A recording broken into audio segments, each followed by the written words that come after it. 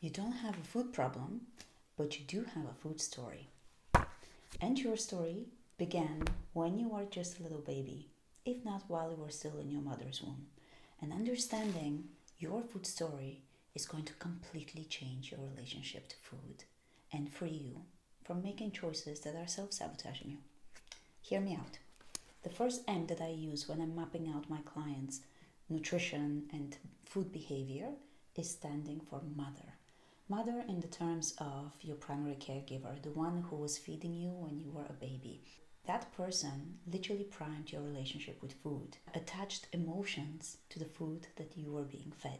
If your primary caregiver was using food as a reward or as something to distract you from hurt, let's say you fell down and you scraped your knee and then you got ice cream to make you feel better, that created an emotional connection to that food. And chances are you are still carrying that emotional connections to food. So whenever you feel hurt, whether it's physically or emotionally, you might be resorting to that specific food to soothe yourself.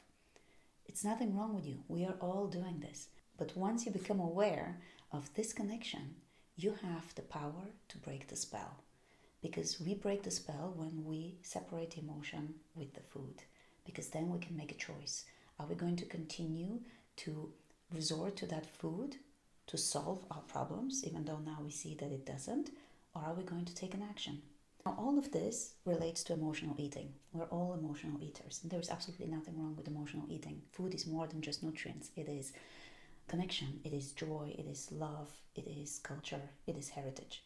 Being an emotional eater is something wonderful, and we all are. But when we attach negative emotions to food, we can self-sabotage ourselves. So the power doesn't lie in trying not to be an emotional eater. It lies in understanding where in our choices are we actually self-sabotaging and where are we eating from emotions that are truly nourishing to us. And once we start doing this, the entire game in our nutrition changes. And we can shift from restriction and deprivation to a feeling of joy and empowerment. So stay tuned, because in the next video I'm going to share with you the second M, which has much more to do with your physiology and actually how to start eating to support your body.